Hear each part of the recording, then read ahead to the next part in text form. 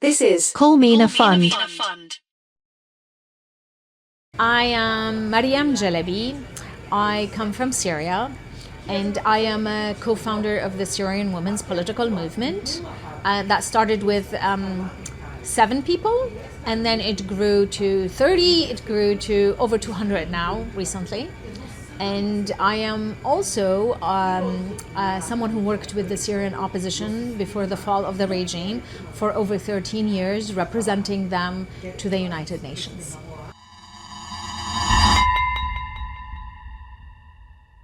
Yes, so I come from a family that has been involved in resisting the Assad regime from a long time ago. I remember my mom looking for my dad in detention centers and in prisons. It's the regime that has been in power for 54 years. So I grew up with it. It's like always there in the back of my mind. My family had to flee and go to different countries, and we ended up in Canada, and then I ended up coming to New York City. And when the Syrian Revolution started in 2011, it was very important for me. It was not even a choice, I think, if I may say. I got involved right away. And I right away noticed that there weren't enough women, enough youth, the people who were coming out in demonstrations on the street. And that stayed with me and with the people that I was working with. And then as I said, we started as a group of women with the Syrian Women Political Movement to make sure that women and also men and all of the other groups, components of society that are marginalized, that don't have the same kind of representation and voices within the political process, within the democratic process that we're trying to create, to come together, to work together. Because we believed, and I personally, it's my motto in life, is that the whole of us, when we're working together in solidarity, is so much more powerful than the sum of our parts, than if we're working individually. So this is my motivation, and this is how I've started. It's become, the path of life that I have been working with is in working in solidarity with other feminists, other people who believe in full inclusion and democracy, whether it's within Syria, within the region, and globally.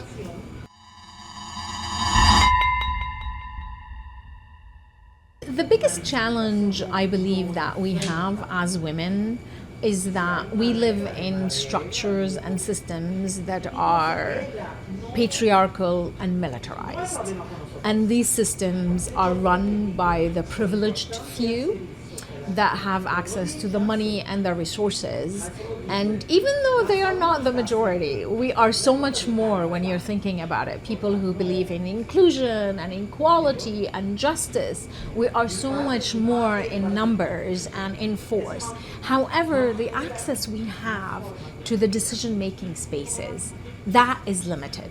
Specifically now, we're living when we felt, in 30 years after the Beijing, platform was in the action plan, and all of the work that has been done at the United Nations, all of the resolutions about the inclusion of women, in political processes. It feels that we're going back, but in reality, really, we have grown so much and we have become so much more powerful. But it is still challenging because we are not in those spaces where real decisions are being made. And I want to reiterate here something, a feminist colleague yesterday in one of our meetings who said that we women are in some places sometimes physically present, but we are not strategically present in those spaces. And that is the biggest challenge. How can we make sure that those spaces that we are in are strategically influential and we can make decisions through them and create change in the world? I think that's the biggest challenge we have right now. When we came together as a group of women leaders who wanted to be part of the political platform, I remember when we first started and we called it the Syrian Women's Political Movement, that we got advice that, don't use political because political is not equated with women. It's about working with civil society groups, it's about services, it's about development, but doing political, it was a little bit too much for us to venture into. And then we're like, no, this is exactly what we want to do. And this is our added value.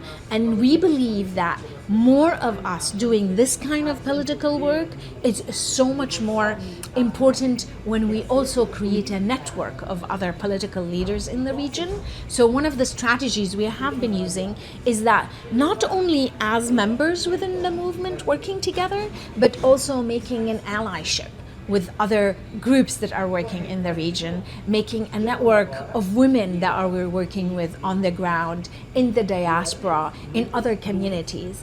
And one of the things we've even done, which is, I believe, is very important, is that we as Syrian political movement, working within a conflict zone, right? But because we believe that we live under the same systems of oppression all over the globe, women being second-class citizens. For example, like in the US, a woman always, like from statistics is shown, she makes like economically, even though she's carrying 75% of actually the economy of this country, which was really shocking to me when I realized that, she makes 85 cents to the dollar that a man makes. So us as Syrian people who are trying to create a whole new system, we decided that we need to talk to other women globally. So there is a program that we have within the Syrian political movement where it's called Women Decide, where we meet with even like Scandinavian women who have it so much more together in a lot of ways, right? Like Iceland, going visiting women from Iceland, meeting, with Icelandic government and Icelandic parties, and like working with women in the Nordic Mediation Network, because these women have gotten certain lessons that we need to learn from. However, we have so much more also to give because we're coming from a very volatile situation. We have worked with emergency structures, like how do you create a society that is able to protect its citizens when you are in conflict. These are some things that we have learned that we can also give. So I believe like a very strong way of working together is working like strategically with a global network of feminists, with regional network of feminists, and with local network of feminists.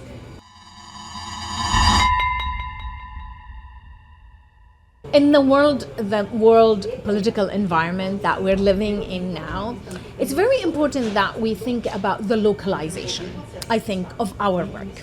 It's very important that we take the lead from women who are on the ground and what they are doing. Like, how are they making use of the limited resources that they have? I keep talking about how we need to go local, because women who are on the ground are the ones who know how to actually service their communities, how to work within their communities. And extrapolating on that, we need to also remember that now with CSW, there's so many of our colleagues who couldn't make it. They do not have visas. They cannot come to the US. They cannot come to a lot of the Western countries, or to Europe. We need to start rethinking, like imagining like a new world order where women are actually able to attend and have the spaces. So we need to move more to the global south. We need to move more to areas where we can gather in a way that is we solve our own problems. This is how we see it, like within the Syrian context. This is why we went for the conference, the minute the regime fell, is that we need to be back in our country and working there. So if we want to create change in our world, we need to start from working within our spaces and being in our world, where maybe maybe CSW, gathering somewhere else in the world where more people can attend and more people can be part of it. These are some of like the strategies that we really need to think about, is that how we shift the center from Western centralized power to something that is more like closer to the people, to the south, to the Swana region, to, the Far East, where we really are creating new systems and new ways of living and can teach the rest of the world of how to become a better democracy, a better inclusive governing system.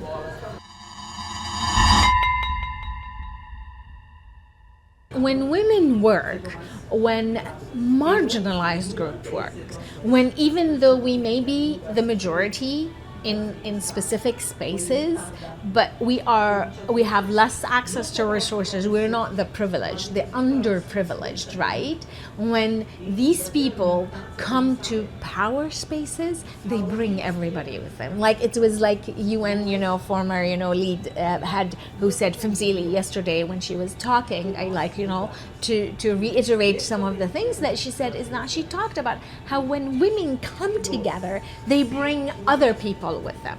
You don't work in silos and it's just the privileged, bringing in the privilege. You bring everybody together. I think this is a superpower that women have, that they are able to bring people together and to create that solidarity and that unity in order for us, to create a better system that serves more people, more like the majority, not just, a privileged few.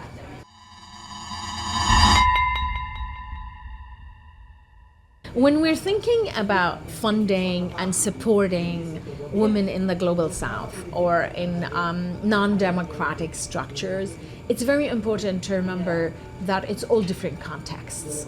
Like I can speak, for a certain region, for a certain people, other people can speak from a certain region and other, contexts. It's very important that we involve the people who are on the ground, who are actually doing the work, who are involved in the political processes to tell us what is it that they need. How do they need the support? Where do they need the money to go, the funding to go? What is it that will help them get to the spaces where they need to get? And sometimes, this is a lot of work. Sometimes it has to be individually, tailored. If you really want to get somebody to the right space, if you have the right candidate to come to the right space, to push in the right, cracks of the system to create the change that we want, we need to work with them individually, personally, to create that change, to see where do we need to put our funding.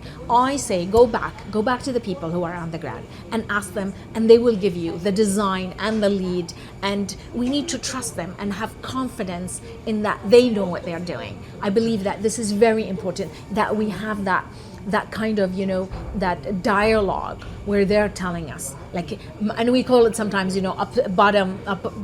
top to bottom or bottom to up, it can never be us or people who are not in the context telling them, what they need to do or giving them the money for specific things. They have to be the ones who are telling us where they need the support, where they need the money to go, whether it's for a group or individuals.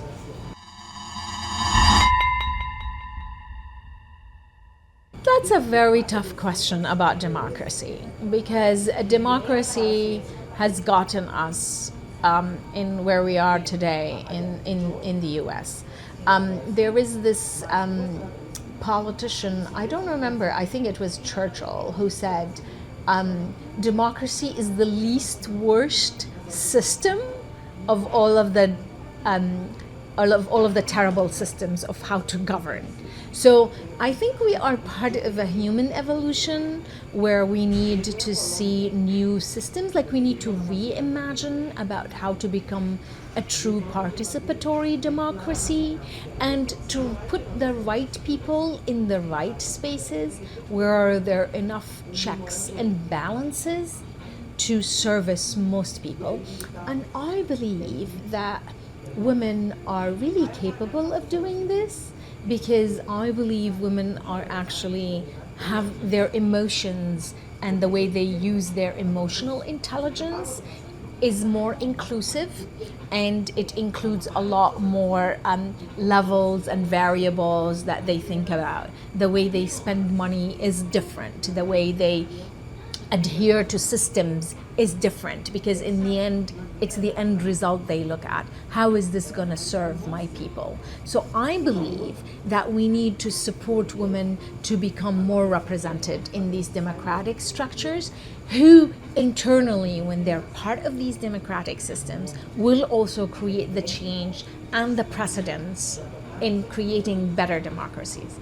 Today in the world, there are, from what I believe, it's only 13% heads of state.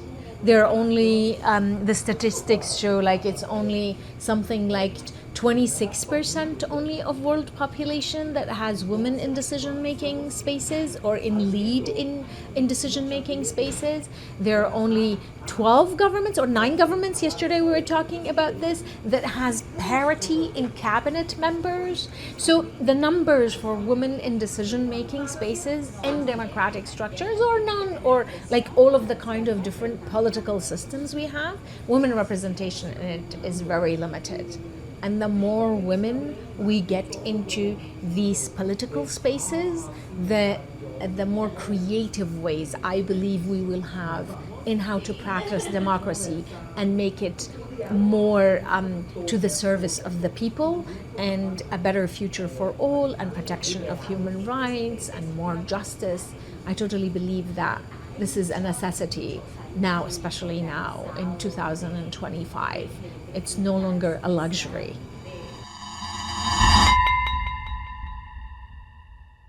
I want to talk about a story that I have been telling, which was so impressive to me, and it gave me the sense of hope and why I'm doing this work that I'm doing. Like over 50 years of a dictatorship, like when we did the conference in Damascus after the fall of the regime, where we invited all of our members to come and be part of, one of our members from the Syrian women political movement came from Raqqa, which is the furthest north of Syria.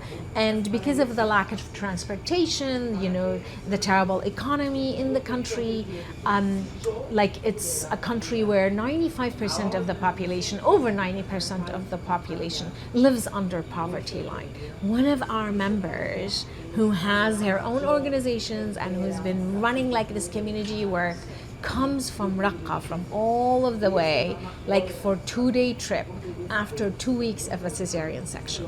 She had her baby of 2 weeks with her, named Salam, and she brought her with her to this conference. For me, that dedication, and she comes with a smile and with this amazing energy, to participate in this and to be part of this kind of celebration, but also establishing ourselves, putting our foot down and creating our own space, because nobody's going to give you a space. As women, we need to go forward and say, this is our space, and take it. She wanted to be part of that. And when I see women like that, and I'm like, how could I not be supportive and hopeful and open to what we might have, in the future, when we have women like that who are doing, this amazing work and being part of this movement that we're hoping, will bring, will support and bring, change and hope for more women in the country.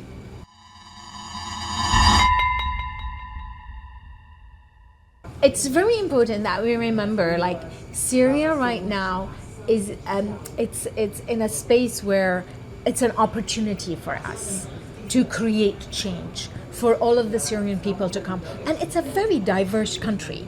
And there are a lot of, now skirmishes that has been happening and fights and it's not very stable. But we are hopeful because people are sick of the war, sick of the killing, and they want to create a new space, a new governing way that is adherent to, international law, international human rights, and service of all of the people. So it's a very hopeful time for us to actually be part of this change, and women are making sure that they are part of this change. And that is, to me, a light, in a very dark time, in a time where we're feeling that things are going back. But there are so many opportunities that are also opening that we need to be part of and participate and support and fund and give a lot more, credence to and legitimacy and credibility to. And I think that is something that we could do together as, feminists, global feminists, and part of a lot of different parts of the world, especially the global South. This is Call Me in a Fund.